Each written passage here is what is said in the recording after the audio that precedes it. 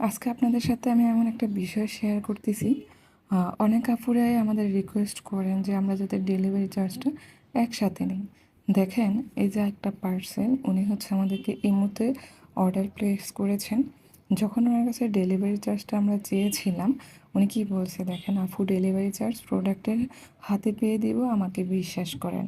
আপু delivery charge বিকাশ করাটা একটু ঝামেলা হয়ে যাইতেছে, কোনো লোক খুঁজে পাইতেছি না বিকাশ করার জন্য।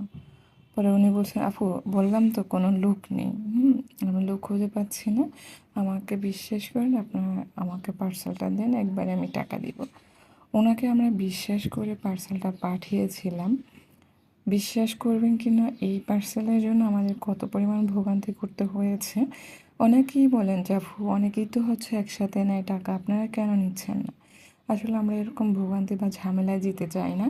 এই যে এই আফুটা উনি বলছেন ওনাকে বিশ্বাস